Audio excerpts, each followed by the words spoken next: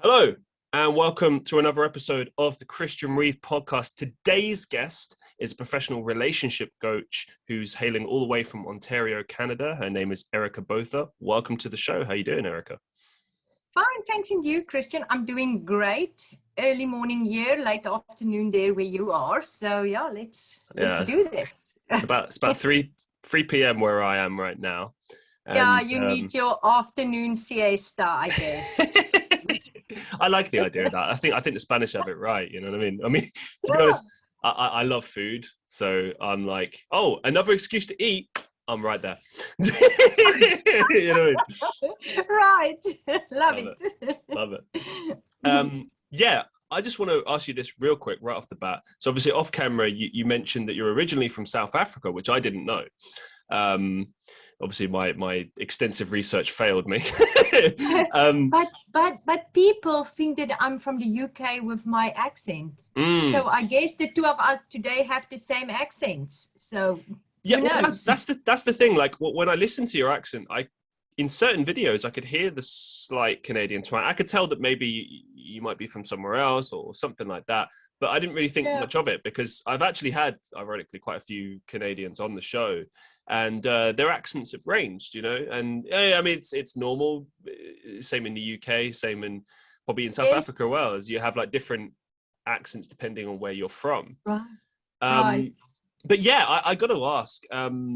That's a massive change in terms of climates, culture, everything. What prompted your move from South Africa to Canada? Or when did that happen? Well, the big reason was safety, to just move because I want safety. I want to feel that I can sleep in the evenings and don't worry about the things. So, yeah, I don't know if you're following the news in South Africa, but yeah, it's unsafe there right now. And we moved to Canada to secure a safer environment for our children. So I have 3 daughters, and that's what we did. We did it 8 years ago, and so we settled in. We Canadians now, so not we haven't changed the accents yet, but we Canadians. So was it much of a culture shock for you, or I mean, how did you guys kind of adjust to the different? No. Because it's still Western world. I think if we had to immigrate to Thailand or something like that, where we had to get used to the food and all of that. No, the only big difference here is that things is working. This is a first world country. Things is working. So if you go into a government institution, wow, you get help and things is working, which is not the case in South Africa. And I gotta touch on this real quick. Shout out to Buckmeister Cole and Sir Digsby. So yeah, I have friends in South Africa, and they tell me this stuff all the time, that like randomly electricity goes out, or sometimes the internet just goes out for no reason. And my friends will often say like, oh yeah. So for instance, we've done video calls with each other sometimes, or like Instagram lives, and they'll be like, I'll say to them, oh, your internet's a bit off. And he's like, oh yeah, they probably just turned the internet off. And I'm like, what? It's like quite a normal thing to do.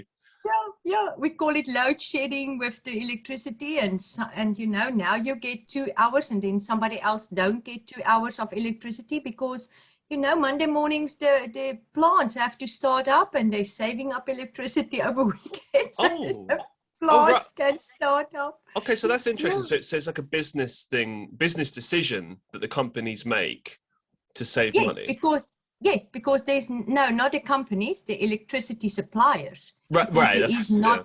There is not enough electricity, so they have to save it up. And especially in winter months, when there's of course a huge demand for electricity, they don't keep their houses warm with gas. There is no gas; it's just electricity. So yeah, it's a government decision. So anyway, I have electricity 24/7. So blessed. Awesome. Well, before we move on, I just want to ask. Obviously, you're currently living in Ontario, Canada. So, what are the best and worst things about Ontario, Canada? So, I'm actually living. Listen to this. I'm living in London. Ontario is a province. I'm living in London, Canada. So, and no changes. We have the Thames River here as well. Do you really? So, really. Oh, wow. Okay. There was no initiative Yeah. when the English people had immigrated here. They had just recreated the whole of England in Ontario. So Is there anything over in because it's obviously, as you say, it's a very tiny place, London, in Canada, isn't it? So it's like, is there anything that's reminiscent of that, or is it just a completely foreign place by comparison? It just happens to have the same name.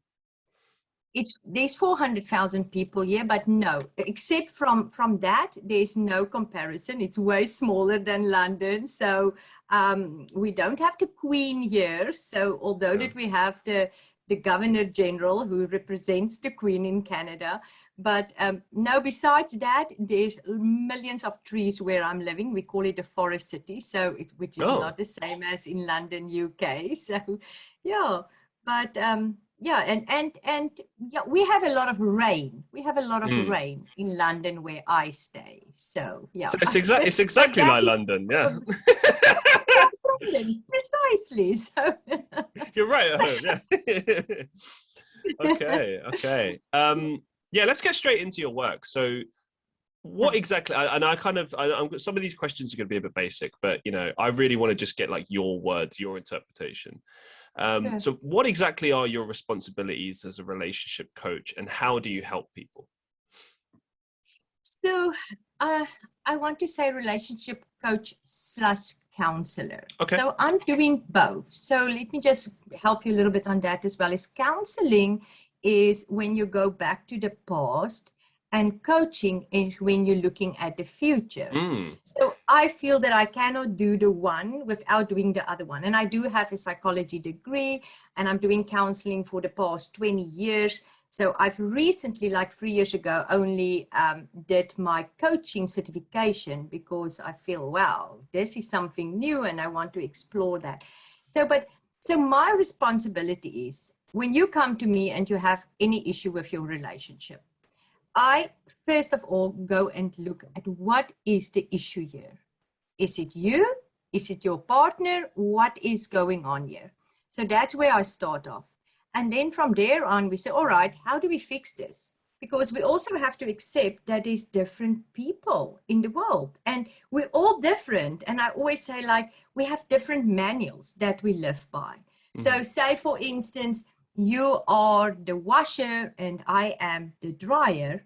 So we both have the same goal, and that is to clean the clothes, right? So, but I have a different function than you, but we both have the same goal. So the same in a relationship. You have both the same goal to live happily ever after, but you're two different people and you wired differently, and you have your manual, which is started in your home, the way that you have been raised by your parents, the examples that you saw there. Now, some of that examples we have to say, thank you, no, that's not for me. So, and some we can adapt. I grew up in a household where my parents, when they were upset, they haven't talked to each other, like for weeks, sometimes 2 weeks or more, Oh, wow. And then my mom will say, tell your dad we're going to eat. He have to come to the table. Dad, come to the table. So that is an example that I didn't want to carry through in my own marriage. I'm married now for 26 years. So, congrats. So that's how I navigate it. And then at the end of the day, okay, so this is the advice that I can give you. Follow it. This is the habits that I think you have to work on. This is the changes that I think you can make. And really, Christian, I make it sound very easy, but it is that easy. Really, it is. A relationship is easy. Just take yourself out of it a little bit, stand on the side, see what's going on, and do it. And love each other. What are the kind of most common problems that people tend to come to you with, and like what would be, obviously I know you can't sum up everything, but like what would be your kind of initial response as far as like, this is what you need to do, or that's what you need to do? So the biggest issue is trust. The same old. We know this for many years, trust. So why don't we trust each other? Why don't we just go in that direction and make the other person trust you? And I'm talking about silly things like trust of phoning me when you're late. That's how it starts, with silly things like that. So I trust that we have an appointment, that you will be there tonight at home at 5 o'clock. So if you're late, just phone me. So now I start building trust. I trust in you that Okay. you see where I'm going with little small things. I don't talk about an affair. That's something completely different. But I want to trust you. I want to know that if you tell me that you're going to prepare food tonight, that you will do it. Small little things. And I start trusting you, because you know what? The first need of a woman is security. Mm-hmm. And what is security? It's that trust, that I know that you will love me forever. And so it starts with that. That is a woman's first need, and her first want is security. That's a really great point as well, because one of the things I've really made sure to do in the last couple of years is to make sure like my word is my bond. Now I know that's like a really obvious thing to say, but it's true. But Like, I love it. yeah, like Yes. something really simple, like I will be there at 10 p.m. and then you show up at 10 p.m. Because obviously if you just don't, and then the person questions you and you say, oh yeah, this came up, but you didn't have the respect to say this came up, I'm sorry, or let them know ahead of time, then I suppose it's like you just don't have any respect for that person. You know, like for instance, Right. before we came on, we were talking about, you know, like basically I'd made a mix up because I'm a silly fool, and I thought that we were doing the podcast later, and you let me know when we were actually doing it, and I was like, oh, okay, no problem, we'll do it at that time, right? And one of the things I said to you straight away was, no, I want to honor the original time, because I really, you know, I find it important to not waste people's time. Like, as I'm sure, you know, you've encountered this quite often with podcasting and appearing on people's shows and such. Some people really don't respect people's time. I mean, I've had plenty of people no show and I never receive any correspondence. I've had situations where I'm due to appear, like there was one just this Sunday, I was supposed to appear on someone's podcast. Nothing. just no message. But so can you see, it's a small thing like that that immediately established trust between you and me. So if there's anything in the future that happen and I think, oh my gosh, I want to work with Christian on this thing, you know, I already have a trust relationship with you. So, and the same in any relationship. If you tell me I will go and pick up at a grocery store after work bread, then do it. I know sometimes it's inconvenient, but do it. That person, little things like that started building the trust in a relationship, which made me immediately like I like you immediately, because listen, okay, I like you anyway because I'm watching your Instagram and your TikToks and things like that, and I enjoy it so much. So but see, you heard it right there. That's an endorsement. Now you need to go check it out. But so but I like you because I can trust you, and that's how it works. If you don't trust somebody, immediately you start not liking somebody. So it's small little things that you can build this easygoing relationship. But what do you do if you're going into a relationship with someone who has trust issues? So it's not the fault of anyone in the relationship. It's, you know, previous, you know, maybe it's the relationship with their parents. Maybe it was a previous relationship which ruined their basis for being able to trust people. How do you overcome that? Where do you start with that? Why do you want to go into a relationship that you cannot trust somebody? Right, I get where you're coming from, but you're coming at it from a logic perspective, right? Which I'm totally there with you. I'm like, yeah, I think, you know, trust in a relationship is you can't have a relationship without trust. But there are many people out there that have trust issues. You know, I've been in relationships before where there were trust issues, and I didn't make them. Like I wasn't the deciding factor behind why there was a level of distrust there. And those people told me it comes from my past, from other things I've experienced. So like, what do you do in those scenarios? Like, let's say a couple comes to you and one of them has trust issues. and the other one is trying to say, look, I can't deal with this, they don't trust me, I've never given them anything, a reason to not trust me. Like, how do you tackle trust? Right, because of a previous girlfriend that haven't, been on time, had an affair, or whatever the case is. I get that. So counseling, because you have to know that every other person is not the previous person. It's not your parents. It's not your previous girlfriend, boyfriend, whatever the case is. It's not. And you have to go for counseling. And it's easy as that. It will probably take 1 or 2 sessions and you're over it. So, and you can have this amazing, wonderful relationship.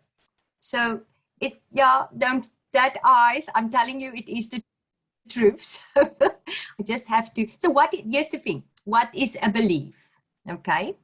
So a belief is something that is in your mind and that you hear or see over and over and over and over again. So you're not going to trust somebody because you saw something over and over and over again. So what do we need to do? We need to reverse that belief and put something else more positive in your thinking and in your head, which will make you believe. So what I will do when you come to me is I will ask you in your new relationship, what is in that relationship that you don't trust, that you cannot believe?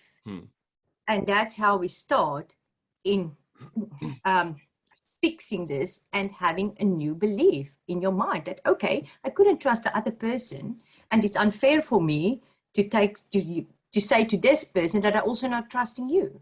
It's very unfair. So it's creating a new belief in your mind and a new thinking. So really, it's like 1 or 2 sessions and I can change that. So in a simple context, it's basically like going from negative thinking to positive thinking. You're trying to push that person into that more positive mindset. So like, okay, playing up to your example, if they don't trust their partner, you can say, well, tell me some positive things about your relationship right now, and be like, okay, and maybe you can say things to them like, well, what if this person never lets you down? Or what if this person, person does this, this, and this for you, and that denotes trust. That's an example of trust. As for example, with that example you gave earlier, where you said that, oh, well, this person always honors their meetings and they always, communicate with you and they always come through on their word. I guess that's like an example of that, where you can help to establish that trust at least at a small level, and then help them to build up to that more area where they need to be, so to speak. Right. It's exactly what you're saying, is taking your negative beliefs and fill it up with some positive beliefs about the new person. So now I will go through with you, and if you name examples that you really cannot trust this person, then my question to you will be, and this is now if you're in a single relationship, there's different relationships, right? But if you're in a single relationship and you just started off, you're not married yet, you don't. So then my question will be, why do you want to be in a relationship with this person that you cannot trust? So perhaps there is reasons why you cannot trust this person. So yeah, but a marriage, a little bit more difficult. If there is reasons why you cannot trust this person, so yes, then probably couples counseling. We need to do that so that I can understand why the other person act in an untrustworthy way. And what about when people cheat in a relationship? Where do you start with that? So let's say a couple comes to you, or a married couple, or whatever the case may be. Maybe one person's cheated on the other, maybe they've both cheated on the other, whatever. Like, so they've basically destroyed each other's trust by cheating on each other, or one of them has cheated or something. Where do you go with that? Like, do you think that it's salvageable, or is it a case-by-case basis? Yes. Okay. Oh yes, it's definitely solvable.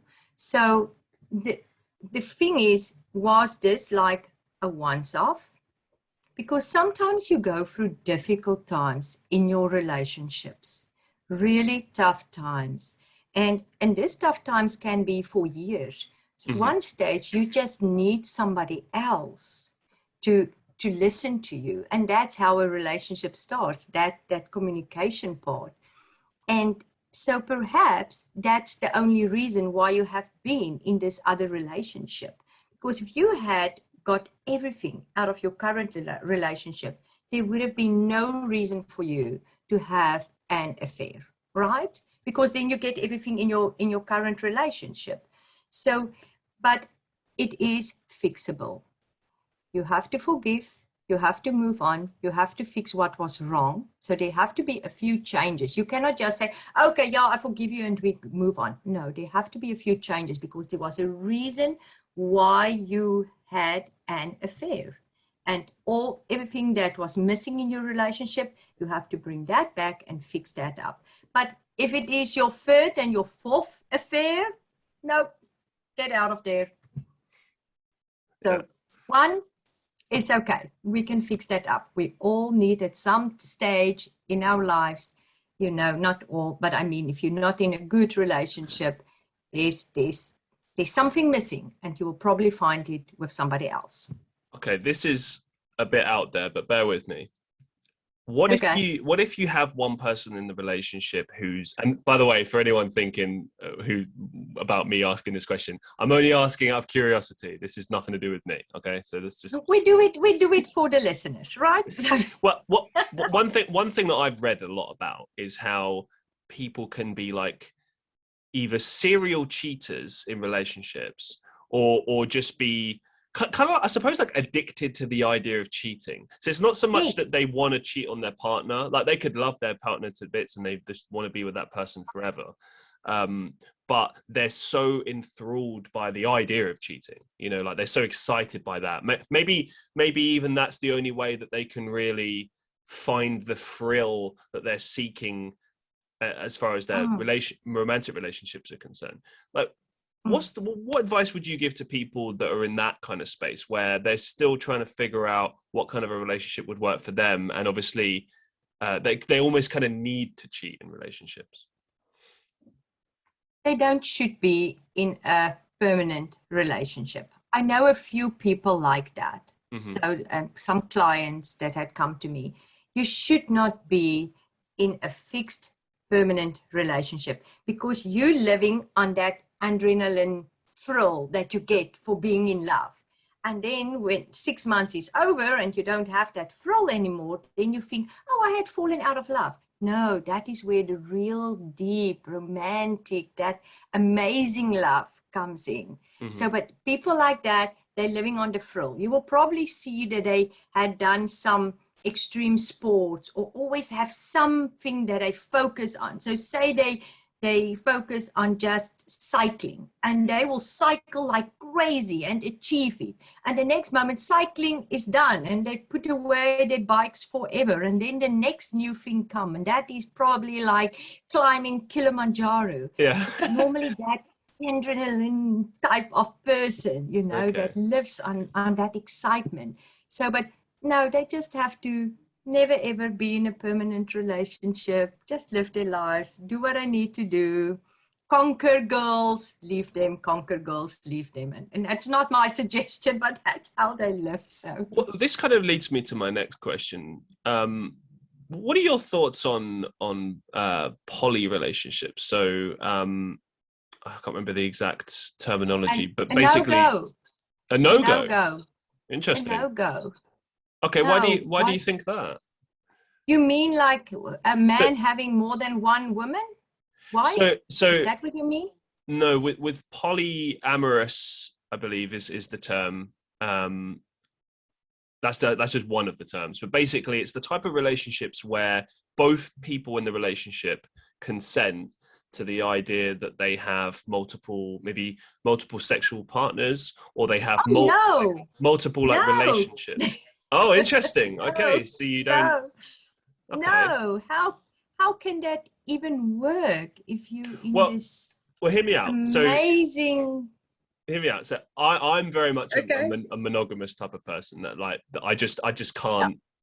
Like, it would just break my heart. Like, but that's just me. Exactly. But here's the thing. That's just me personally. Like, when I look at the logic of what these people are talking about, it does actually make sense, because I can't remember the exact thing. So obviously, when I do the clips later for this and I get all the official names, I'll have it written out and everything. But there's two versions. Polyamorous is one, and there's another poly so what one basically represents specifically sexual. So you'll have a relationship with a person, a normal relationship, but then you have different sexual partners. Okay. And it's all consented. It's not like they find out later or anything like that. It's you both consent to that. You're both happy with that. The other one is where you have many relationships, but maybe they're not sexual at all. It's just many relationships with different people for different things. I'm not so sure how that one works, like with the ins and outs, but that's basically the fundamentals behind it. So the idea being that like one person, like if you take the sexual version, like you can't be satisfied by one person. You need to be with lots of different people, but you still want to stay with that one person because you love them and like you're there for the relationship. So, I mean, it's interesting you say that you don't think that those kind of relationships can work. Or why do you think that? No. So we must remember that marriage is coming from the Bible. That was where it was instituted. So, and the idea was to have one woman in this amazing relationship forever, love, whatever. So how I cannot think to myself that my husband, which I'm married for 26 years, which we have this amazing relationship. I share everything with him. He knows my ins and my outs. I know his ins and his outs. We do a lot of things together, and I don't want to say we do everything together because I have an issue with that as well. You have to have your girlfriends and so on. Yes. So yes, very important. But yeah, so I cannot think that I send him off tonight to another woman's bed and tomorrow morning he walks in here and I'm lovey-dovey with him again. I will want to know everything that went on in that room. So, but no, all jokes beside, I cannot think that that is real, intense, deep love. The love that I feel for him is so intense and so amazing that I cannot think to share him with anybody else. And that's where jealousy comes in. You know, the Bible also talks about jealousy and envy. So we allow to be jealous of people that we love. We serve as well a God that is jealous of us. But envy is something else. Envy is, I envy you that you drive a fancy car, live in a fancy house, you know, have a wonderful, sexy girlfriend, you know, all of that kinds of stuff. That is envy. But jealous, yes, I am surely jealous of him because I don't want to share him with anybody else. He's mine. He's absolutely mine. Given that we're talking about jealousy, I imagine that this will kind of tie into what we were talking about with trust issues, but obviously jealousy is quite a big common theme in relationships. So when you get people come to you with issues of jealousy, what are your kind of tips and tricks for handling that in a relationship? How do you solve the issue of jealousy in a relationship? So with jealousy, there's a okay jealousy, and then there's this crazy jealousy that you feel like I want to just lock her into her room and nobody's supposed to see her. And it's that more is controlling jealousy. Right. So, and that is very bad and manipulative. I never can say that word. And so that is not a good thing. And for that, there's also some reasons why a person do that. But then there is a healthy jealousy. And that one is like I've just explained, like, I don't want to share my husband with other women. So, but do I allow him to have girlfriends, you know? Of course, if you want to talk to a woman at a party or something, I will think nothing of it because I'm so secure in my relationship with him that I don't worry about that. I have friends that phone him. He's in HR, and I have my friends that phone him and ask him for HR advice. And I don't mind that. I don't care about that, you know, and the same from my side. I have men friends, and that's okay. But we're so secure in our relationship, and we don't try to make each other jealous. If he come to me and he will tell me that he don't like that I talk to that guy or that guy, I will stop it immediately because I never ever want him to feel insecure in our relationship.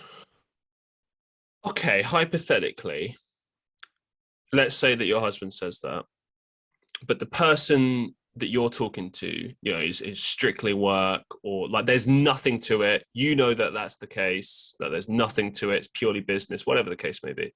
But he's still not uncomfortable with it. Do you not think that that's a bit of an issue that he needs to resolve and not you? Now, I understand that you're kind of Right. Yeah, like I still feel like that's going into that negative jealousy area. Do you know what I mean? Yes, absolutely. So the next question is, why is he feeling like that? Is it because I make him feel insecure, or is it, as you say, something that is coming from his past, from previous relationships, from whatever, that he is feeling that way? Or is it basically that he is a controlling person and want to take my whole life into his hands and want to, you know what I mean? It's that's bad. It's just going back to what you said before about how, you should be able to have, friends of the opposite sex and everything, and that should be fine, or same sex, whatever the case may be, whatever your relationship is, you should be able to have friends and it not be an issue with your partner. So to what we were talking about, like, and I've been in relationships like this where I've been told like who I can and can't be friends with. And back then I kind of accepted it, but now I question it. And if I was in a relationship now, I wouldn't accept that. I'd be like, you can't tell me who I can and can't be friends with. I just don't think that that's healthy, because, for me, at least, this is just my personal belief, but I think it all boils down to that issue of trust that you mentioned earlier, that, the base foundation of a relationship is trust. And if you truly trust your partner, then you will never, question any kind of relationship they might have with a friend or something like that. Now, don't get me wrong. If something is off, if you just sense that maybe they're cheating, maybe something's off, then absolutely question it. I'm not saying don't question things, but I don't think it's okay to tell your significant other who they can and can't be friends with, or like that, or who they can and can't talk to, Like, I mean, I think it's one thing if, like, for instance, let's say I was in a relationship and I'm having coffee like every week with like a female friend or something. I could understand why like my partner might be upset with that, and like, especially if I'm not taking her out, but I'm taking this other person out, like that presents an issue. But if it's like, I don't know, they're a work colleague, or there's like another reason for it, or whatever the case may be, I would kind of expect my partner to be more understanding and trust me. Yeah, just trust me, So you have a friend. Let's make this example, your coffee example. You have a friend, girlfriend, you go out with her every week, you have a coffee date, Wednesdays, 3:00, same place. Now you fall in love with this other woman. So why can you not still have that coffee dates Wednesdays, 3:00? So that's but I'll stop you there. That's different, because if I'm having coffee with a friend and then I somehow fall in love with this other woman, then it becomes my responsibility to then make a decision. Either I'm going to leave my partner, like go to her, tell her to her face, listen, I've fallen in love with another woman, I'm sorry, blah, blah, blah, this relationship must end. Or I'm going to break off the friendship and say, I want to stay with my partner, I'm sorry, I'm getting feelings for you and this isn't appropriate, and end the friendship. Like that, to me, is like your two options. Now, obviously, other people will just maybe have the affair and like just ruin their life that way, and that's their decision. But that's a different example from what I was talking about. You know what I mean? It's I think with that's a very clear-cut decision. You're either choosing to show your partner respect, or you're choosing to go somewhere else with it. So, but you're just a friend with this friend. She's your school friend forever. And right, you yeah, go something out like that. and you have coffee. That's the thing that you do for how long ever. Now you have another woman, you fall in love, and everything honky-dory. So you can invite your girlfriend to this to this coffee dates and say, hey, come and join us. You should feel comfortable to do that. But there's no reason for you to break off a long friendship, because that was a friendship. If you would have fallen in love with her and made her your lover, you would have done that a long time ago.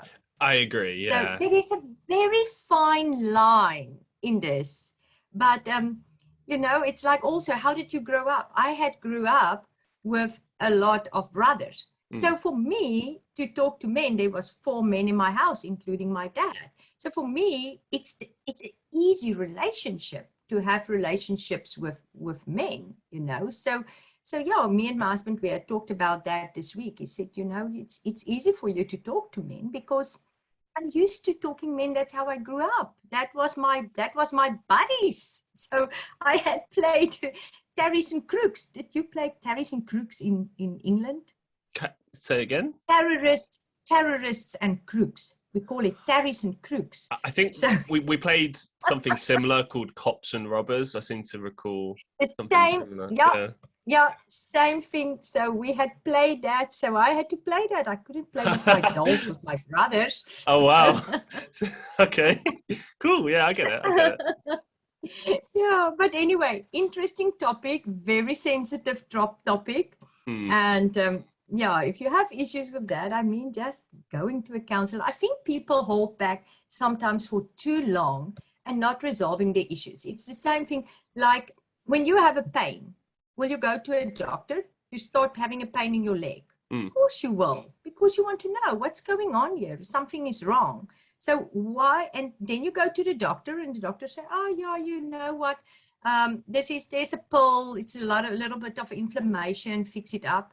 Or your doctor say, "Hey, this is cancer. It's stage 1. We can fix it. Get to chemo or whatever. But stage 4, sorry, we have to put off your leg." So that's the same thing with a relationship. Just go, we have a small issue here. Go to a counselor, just sort it out and go on with this wonderful relationship. Why waiting years till things fall apart? It's like you go and you talk to a friend and you discuss it and somebody professional that knows what to do and easy peasy. Resolve it and have a wonderful, amazing life. Why struggle? So I don't get that. Obviously, quite a few times in the conversation, you've mentioned this really long marriage. Just want to say congratulations. That's amazing. 26 years of marriage, fantastic. Yep. What would you say are the biggest lessons that you've learned throughout your marriage? Talk, and a little bit more talk. Now, my husband is not the talkative. I'm the talker. He is the quiet one. But yeah, it's what you sign up for that. If you're in a marriage, that is the second need of a woman is open and honest communication. Funny that it's never ever one of the needs of men. Men's needs is honor and respect, sex, friendship, and then help. He needs somebody to help him. You can see it never pitch up in a man. He don't want to talk. But anyway, talk. It's open and honest communication. And say what it is. We also like when we're in an argument, it's like I have the right to say what I feel.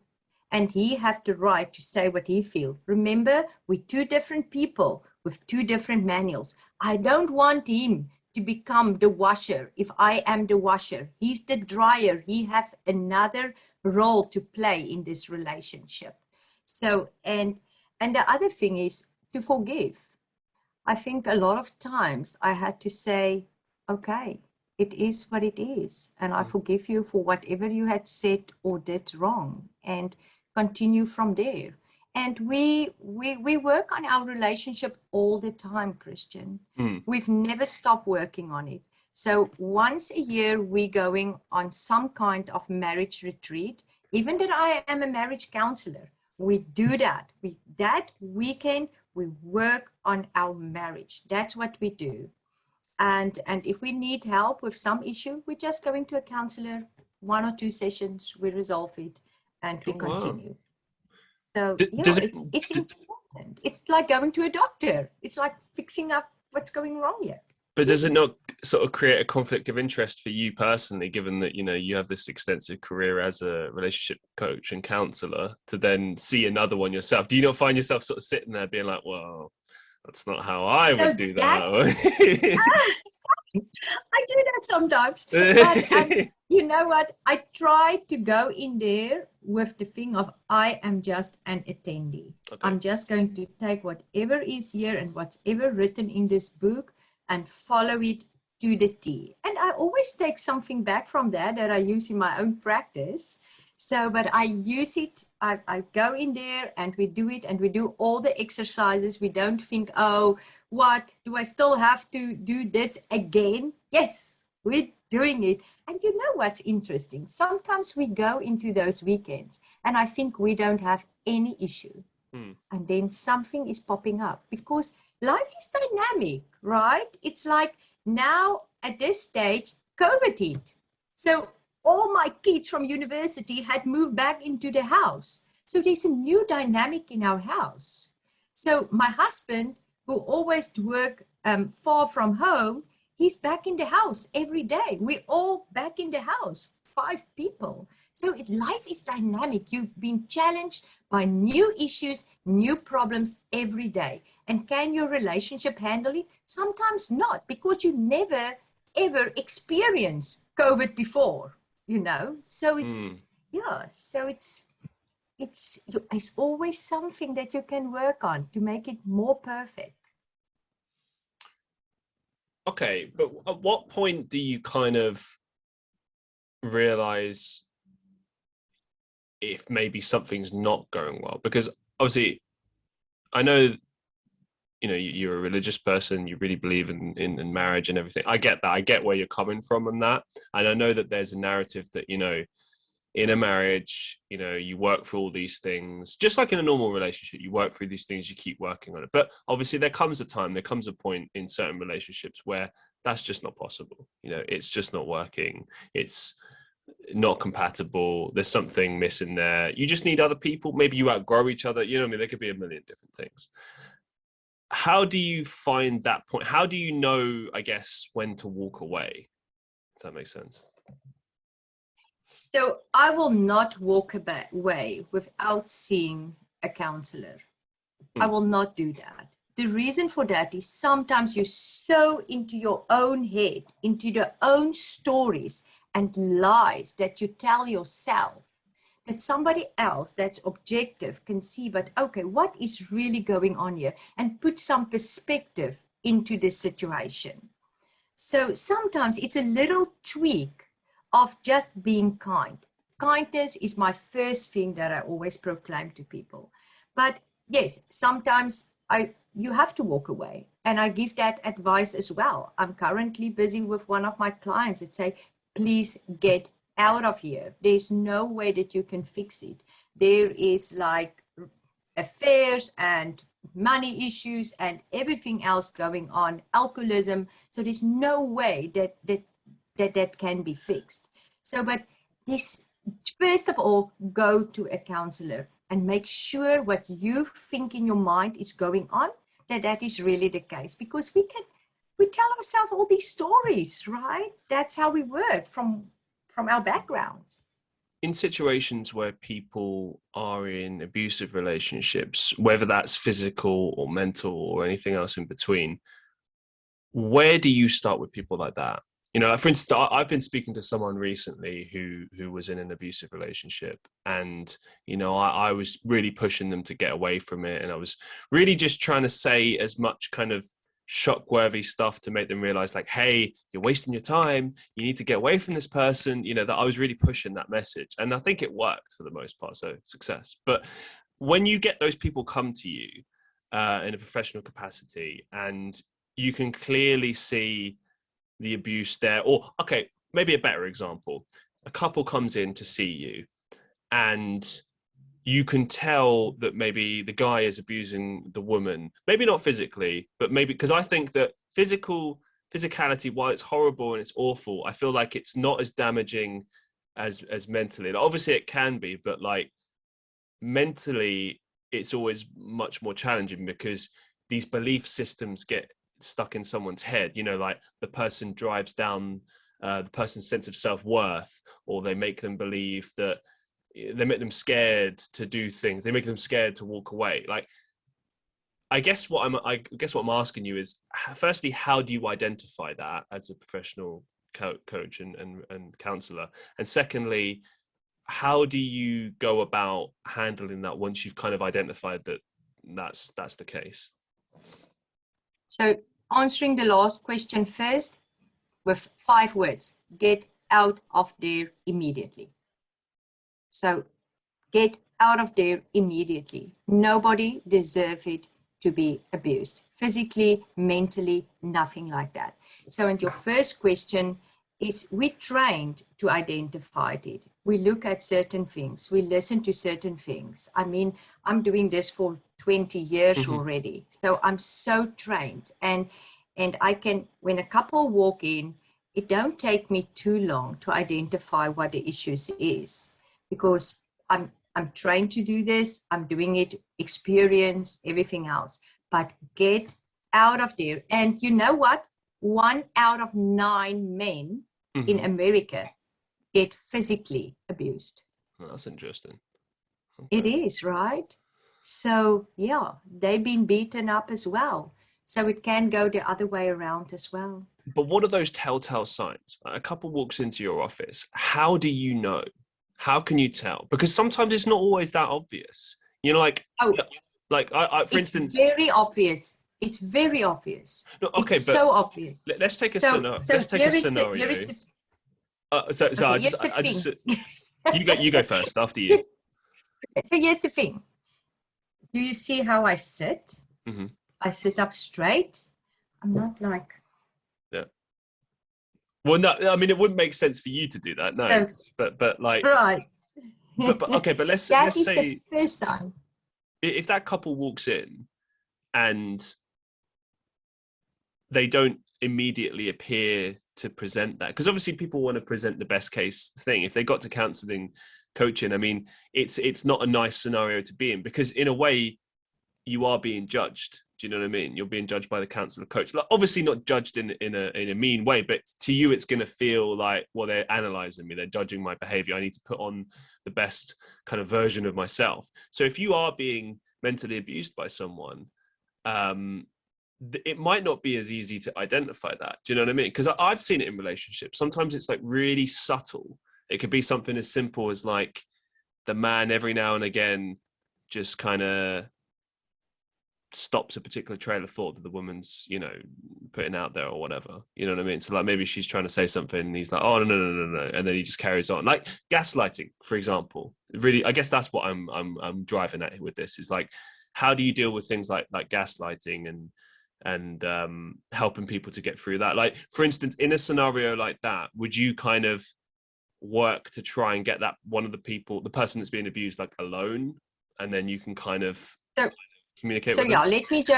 Let me stop you immediately there. So when a person is abused, the person will not say something in front of the abuser, because they know they will getting abused again, either with their words or beaten up or what the case is.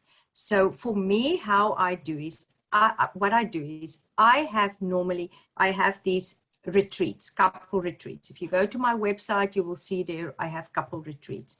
So in the beginning of the retreat, I only see the persons separately, the individual separately. So I see the woman separately, I see the man separately. I hear from both of them what is the issues. Now again, if she's been abused, let's use the normal way. If she's been abused, she will not probably tell me, but I will know it. The questions I ask, the way she's answering it. Remember, I'm trained to do this. So, and then I will talk to the husband. And then only after I understand the total issue here, then I will bring them together into a room and we will resolve issue by issue by issue. And that's how we do it. I call it my make it or break it weekend. After that weekend, you know, you know, if this is going to work or not work.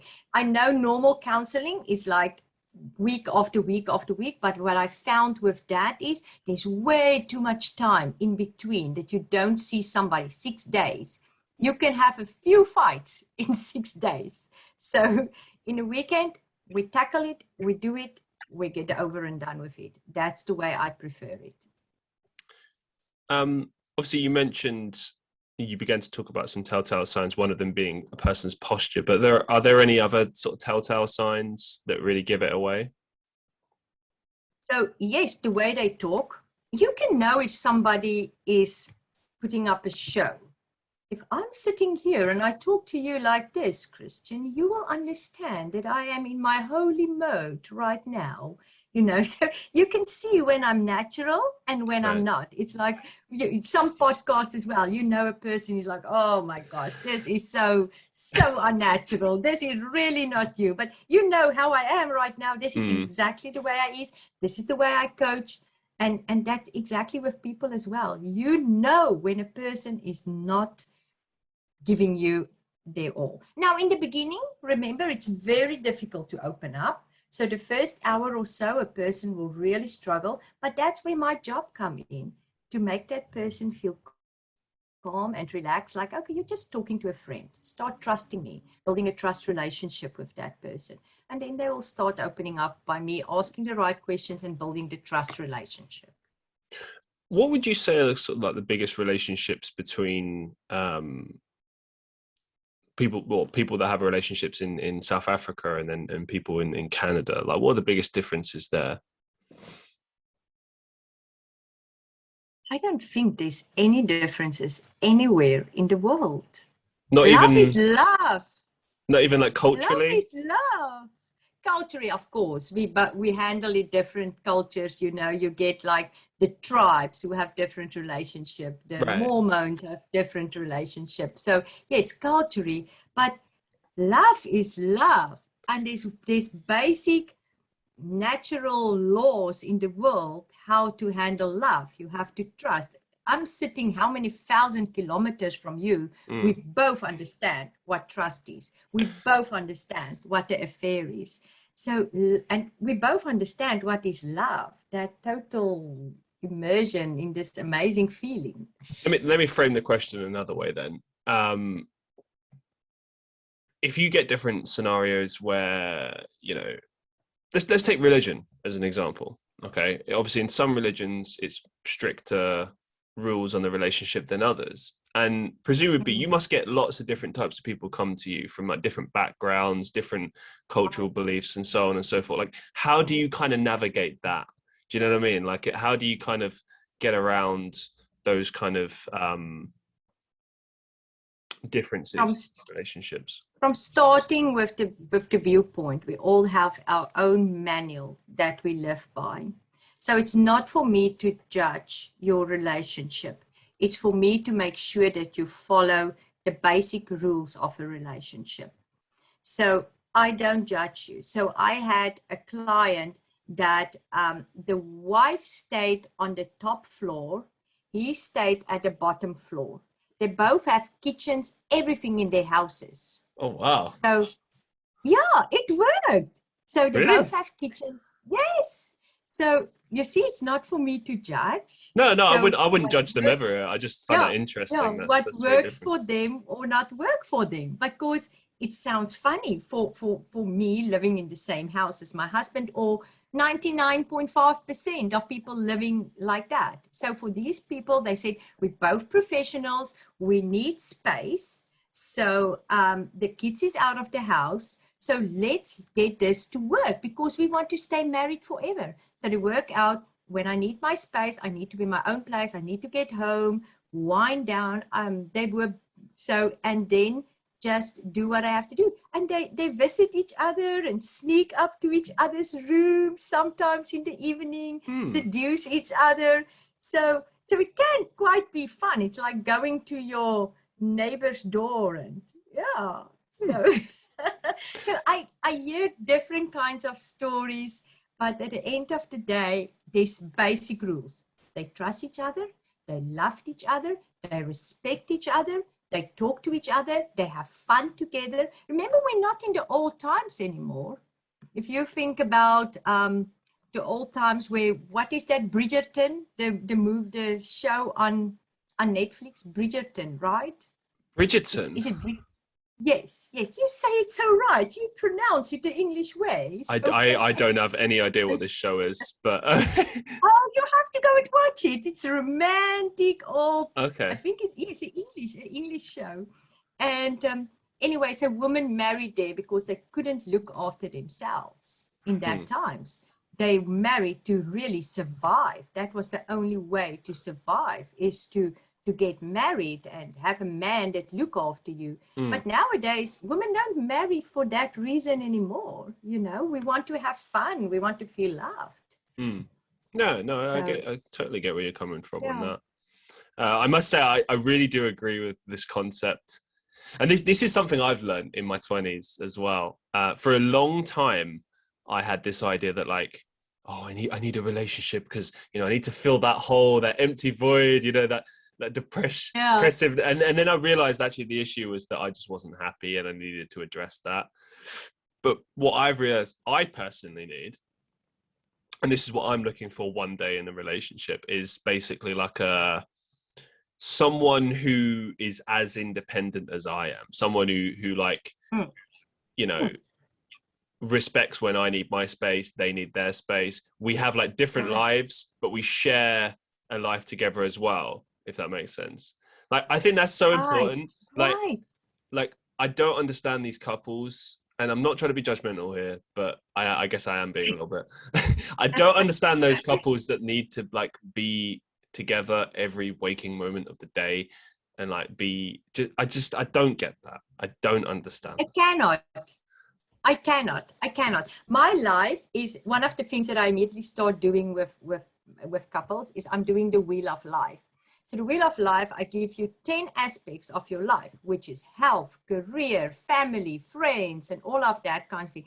And a relationship, just make out a little small piece of that.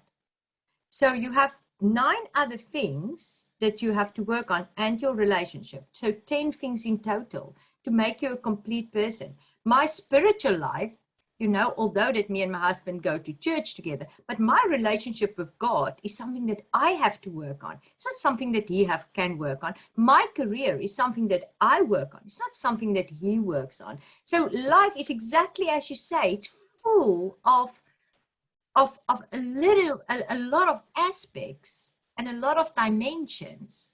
So how can this person be the full cake? It's a small portion. Although that he completes you and fill in and live with you in the other areas. Like I mentioned, my husband is going to church with me. My health issues is my issues. If I don't want to run or walk or exercise, it's my issue. But I like to go on a walk with him. You hear what I'm saying? But it's my thing. So, yeah. So I completely agree with you. What do you do in scenarios where your professional life is getting in the way of your relationship, or vice versa? Maybe your relationship is too overbearing and it's interfering with your work life. Like, I guess what I'm saying is, how do you achieve that balance? Like, because sometimes it's going to happen. Sometimes work is too much and you just don't have the time for your partner. Or maybe, you know, I don't know, one person in the relationship is going through a difficult time, so you're having to be there more, and it means you're neglecting your work. Like, how do you deal with those scenarios? Right. And isn't that the scenario of our times? That is the thing. It is what's happening. We spend so much time working and prioritize our work over our relationship. Now, Christian, every scenario is different. If this is your livelihood and you're going to get fired, I'm not the one that will be able to tell you, hey, spend less time at work. That's difficult. So really, every scenario is something that I look into and say, okay, where can we make a little bit of adjustments that can work for the wife or the husband to feel that they're still important, although that you spend 60 or 70% of your time at work. So then there is cases where work is escape route. I don't want to be at home. I just want to be at work. So that's the other thing. But who am I to judge if you are somebody that have to work 2 jobs to just feed your family?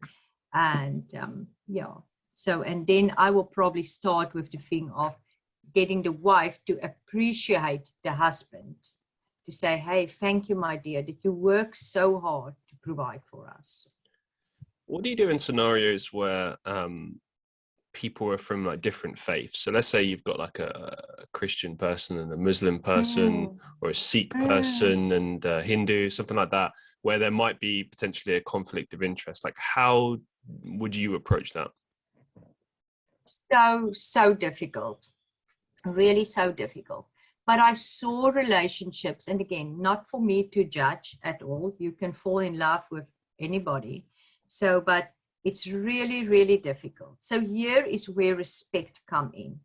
I have to respect your viewpoints. Remember, we have different manuals with different people. So if your religion is of the same base as mine, it is easy to navigate through that. If I believe like Christian religion is love is everything, and if you have the same viewpoint in your religion, it's easy to navigate through that. I just have to respect you. We probably will not go to the same churches. We will probably serve differently, but the basis and the values is the same. It's okay. But it's where you get the real big differences that cannot work. It cannot. Do you think that's purely because the religions are just too restrictive? I mean, okay, I guess what I'm trying to say is like,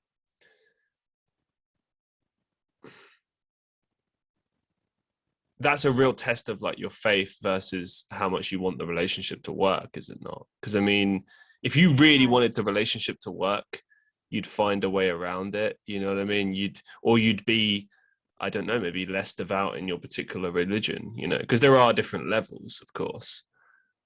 Right. And again, you know, I can fall in love with somebody that is on the other side of the extreme of Christians, you know, that feel they probably have to kill or whatever they have to do, or live together with lots of women or something like that. That's not my values. It's all about the values. If you're Muslim, there's also different Muslims. It's like you like normal, if I can say that. And then you get ISIS. You know, it's like they're doing it for their faith. But is that the same values? Definitely not. So it's all about the values at the end of the day, and respect for each other. I have to respect you for a lot of things that is different in your relationship, in my marriage. I have to respect my husband for a lot of things that he thinks different than I do. And that's okay, because it keeps it interesting and it makes him his own person, which I love and adore. And I've learned to love that he loves war. I cannot even watch a war movie, Christian. He knows everything about every war in the whole world. So I cannot watch a war movie. There's no love in that. So I'm all about love. You imagine that your partner's like, oh, I love war. I love war. Yeah, I love war. So,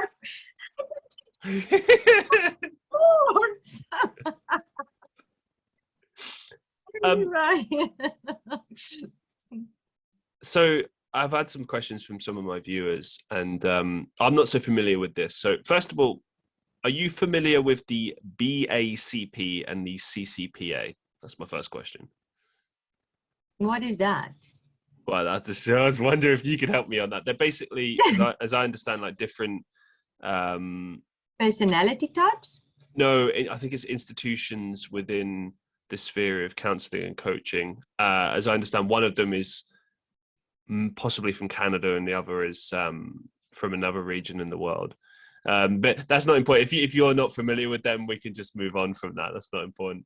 Let's move on. So let's talk about love. So which theories or approaches to relationship counseling do you tend to use? Is there any like popular ones that you subscribe to? Any particular techniques, anything like that?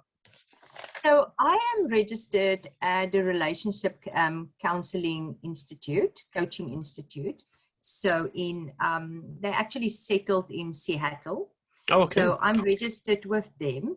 But my coaching and counseling is strictly based on everything that is biblical. So if the Bible says you have to have respect for your partner or your husband, then that's how I believe. If your Bible says you have to love them unconditionally, forgive them 70 times, 7 times, that's what I believe. If the Bible says you have to get out of the abusive relationship, that's what I believe, and that's how I handle it.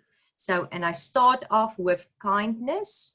That's my big thing, because with kindness, you can fix everything in the world. You know, we had just before we had started off, we had talked about you volunteering, and I'm also very involved in volunteering. And it's like that kindness that we spread. And yeah, so for me, it's all the biblical principles. That's where what I'm doing. Do you get clients that are not religious? Yes, all the time. But there's the same rules for every relationship, the same rules. As I mentioned before, we love the same. If you're not religious, you do want respect in your relationship. You do want trust in your relationship. You don't want to be abused, you know. So it's the same principles everywhere in the world.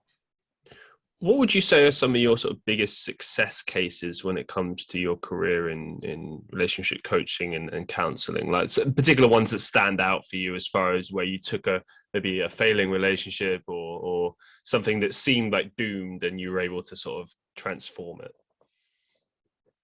So all relationships that come to me feels like doomed for me. So. To come earlier, then it's way easier. So, but no, that's not the case. So I'm thinking back of this couple, and they were married like for 20 years, and then the wife found out that the husband actually had an affair for the past 10 years. Ooh. Yes. How do you keep it secret for 10 years? So yeah, that's commitment. That must be stress. Commitment. So, and he had stayed in the marriage because of the kids. He wanted the kids to go out of the house and all of that. So anyway, for me, it was to go back 20 years back to say, all right, why did you fall in love? What had changed in the meantime? Through this time, and because you're dynamic, your personality develop as well. You have kids, life happened to you. So what happened in that time, and what is it now that you can love in this person? So now I must tell you, he did live this relationship of 10 years, because a 10-year relationship is also like a 10-year marriage. There must be issues there as well, right? So, and yeah, and they still happily married. And I think, it's now like probably 30 years. Okay, but I got to probe you more here. Like how, because obviously I imagine the wife found out about the affair. She's confronted the husband. Oh my gosh. Right. So like, how did you convince her to forgive him and begin that sort of recovery process? Like, where do you start with that? So it's forgiveness take a while. Yeah. To bring back, now I have to build trust back in the relationship. It starts with small things. She needs to see his cell phone and have the passcode on his cell phone. You have to be very open and honest now. She will not trust him when he tell her, I'm late for work. You know, he will probably have to take his cell phone, put it on FaceTime, and show her around. I'm really in my office. It's stupid little things like that will start building the trust now. So he wanted, here's the other thing. He wanted to work on the marriage. After I had talked to him and explained to him what is the two scenarios, you stay with the one or you stay with the other one, the one scenario sound way better, the 20 years than the 10 years. So it's really as starting with small trust. And 2 years, Christian, 2 years is the minimum that it will take for you to build back that trust. A lot of people is in a hurry. So my question to her was also, if you can have an amazing marriage with this guy that you had fallen in love with and that you thought you married to, again, will 2 years be okay for you to wait that out? And her answer was yes. I will work for 2 years. And I did see them constantly. Really, I saw them very frequently. For 2 years? So for that 2 years, the first counseling was really intense. That was over a weekend. And then after that, I saw them through that 2 years. In the beginning, I saw them like weekly after that weekend because they needed to work on quite a lot of stuff. And after that, it reduced like once a month, once every 2 months. So yeah. But through that 2 years, I saw them till they had come and say, okay, I'm good. What advice could you give to people that are aiming to become relationship coaches or counselors? First of all, you have to have a relationship that you can prove that it works. Because I think to go through the turmoil of a relationship and the hardship of a relationship, it's like, if you read on my website and everywhere and my book and everything, I'm talking about the struggles that me and my husband went through. Mm-hmm. So I think one of the things is to really experience it in real life. Let me give you an example. If I ask you to become a person that help women experiencing birth pains. Mm-hmm.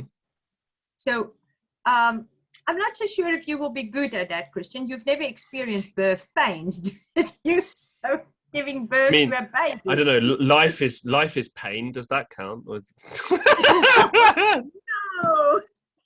So it's way worse than that. So, but you see what I mean? It's like when you have it's like you go to a guy that tell you, oh, come to me and we build $1 billion business.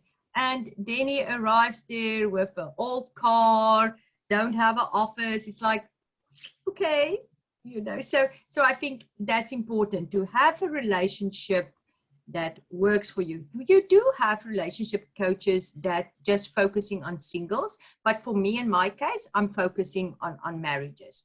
So I know exactly the difficulties that you experience day to day, dynamics that happen. Like I say, something happened, your husband lose his job tomorrow morning. And wow, what a dynamic change in our house. So it's all of that. So yeah, so get certified. I don't believe in these coaches that just pop up everywhere right now and say, oh, I'm a coach. No, get certified. Know your things, especially when you work. I think probably for weight loss or something like that, it can work. But when you work with people's psychological minds, you have to know what's going on there. You have to know the way that people think, the way the brain works, and all of that. So yeah, in my case, I have a psychology degree. I'm doing this for 20 years. And I've recently, 3 years ago, did my certification. And I already had done 2 certifications.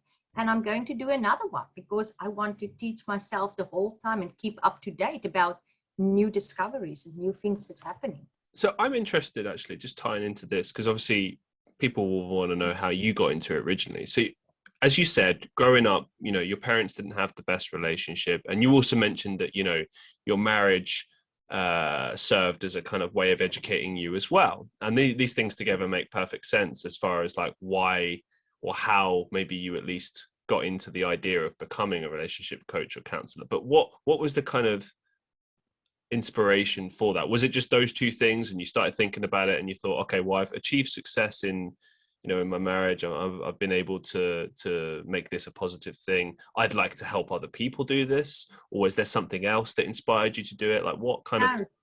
Okay. So how it happened was, I did study psychology. I was always interested in that, always helping friends out with their relationships. But then my own marriage failed. So, and we were at the stage where we want to get divorced. Oh, And, wow. Okay. yes. And then I long story, started with me not believing in God and my husband, and my child was born at 29 weeks. Long traumatic story. When you go through a trauma, I'm telling you, the first thing that goes is probably your marriage. And so then I started praying for my husband for 2 years.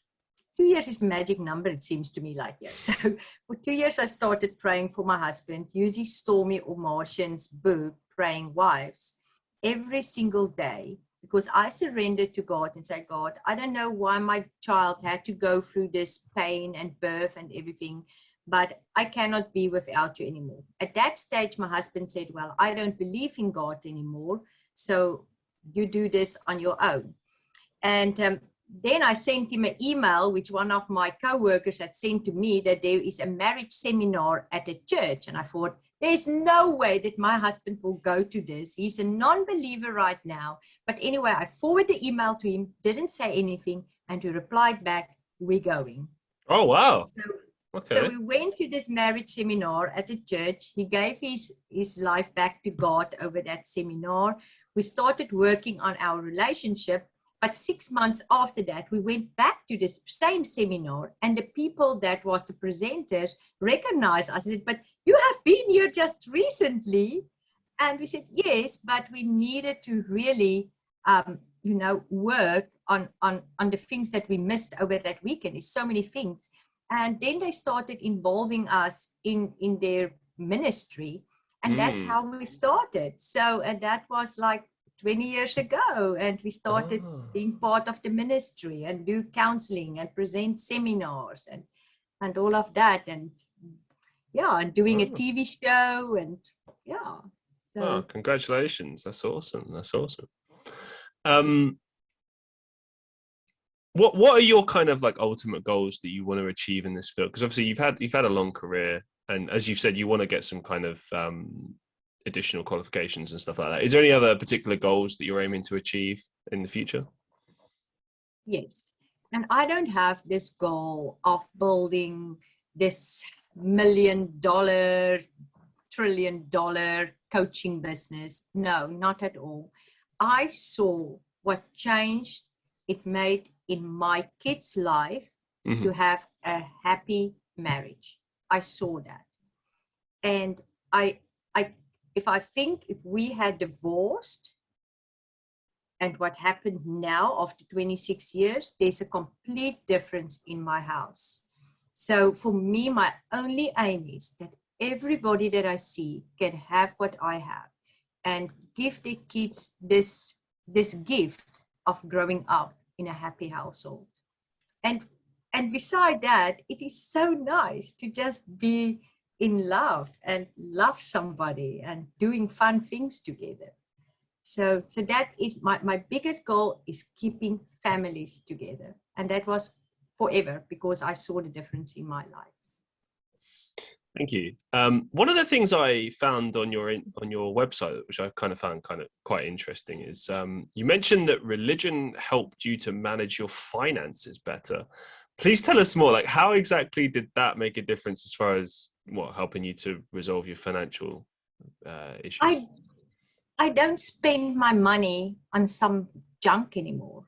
So, and in the beginning, I've asked myself the question, would Jesus bought this? So, and I had buy some magazines that I don't want to say. So, but then my question was, would Jesus buy this? Would Jesus buy another set of dinnerware? Oh my gosh, Christian. I can't tell you how many. You don't know, man. Maybe Jesus loves dinner parties. Yeah, come on. Maybe he wants to have a party. So. I mean, the Last Supper. That's a big old dinner party. So like maybe he loves silverware. He only needed 13 plates. So not like I had hundreds of plates. Okay, fair enough. It still helped me to navigate through that. So right now I am a minimalist. I don't have a lot of things. I've changed my whole life, and we're creating memories, because my memories with my kids and my husband is building our relationship, and I make sure that I give to the poor. That's the way I think Jesus wanted to handle our money, and we're being blessed. We're really being blessed a lot. So yeah, that's how it helped me. Excellent. Making sure I don't buy the wrong magazines anymore. So it was less to do, because I don't know, when I sort of read that on your website, I thought maybe the church kind of gave you particular like strategies or whatever. So you're talking more kind of like you read scripture and kind of looked into that and took away from that sort of your own personal understanding, and then you used that to help you sort of manage your finances, rather than being given maybe particular tools or techniques. Right. And I think we also make religion way more complex than what it really is. Okay. So it's easy to just ask the question, would Jesus do this? Would he go to this place? Would he handle my husband, who's also his child, the way that you handled him right now, Erika? No, he wouldn't. You know, he wouldn't go in and buy another set of dinner plates after I had 100 already. So, yeah. What's the biggest life lesson that you've learned so far? Be yourself. Easy. Be yourself. I think we try to be somebody else. I mean, all the time. And I think now that I'm way older, that was my biggest lesson I've learned. Why did I always try to be somebody else? So I struggled, I couldn't. And this week I want to be that person. The next week I want to be somebody else. It's like, I have to change my personalities here. So no. So just be yourself. Brilliant. As we draw things to a close for today, do you have any upcoming projects or some final thoughts that you'd like to share with our listeners? My business is really simple. I do 3 things. I have a communication workshop, I have a couples retreat, and I see women individually. So I don't have this many things that come up. The 3 things that I do extremely well. I focus on that, and that's what I do. So I've written a book, and I plan, if you're talking about upcoming things, to write another book. So, but that's a plan. It's not okay. Really working yet. So yeah. What's the name of your current book so that our listeners can go check that out? You plus me equal us. Okay, and they can get that on Amazon or else? On my website there's a link to the Amazon link. So yeah, on my website, easy peasy. Excellent. Well, thank you very much for being on the show. It's been an absolute pleasure. I've really enjoyed our conversation. Thank you. We had a lot of fun and laughs. So thank you very much. And to all my listeners on the Christian Reeve Podcast, we got a new camera, by the way. I mean, look at that. It's probably the best camera I've ever owned in my life. So yeah, yay. Wow. Yeah. But I need that. I'm well happy with it. It was actually not that expensive as well. And I had a really good camera for a while, and then it broke. And so you can sort of see the massive decline in just in my video, not in anyone else's. And then now we've come back with this, so I had to make note of that. But anyway. Wow. So fantastic. It's for all your TikTok and your Instagram videos. So thank you very much for being on the show, Erika. And thank you to everyone listening to the Christian Reeve Podcast. Be safe, be well, and I'll see you in the next one.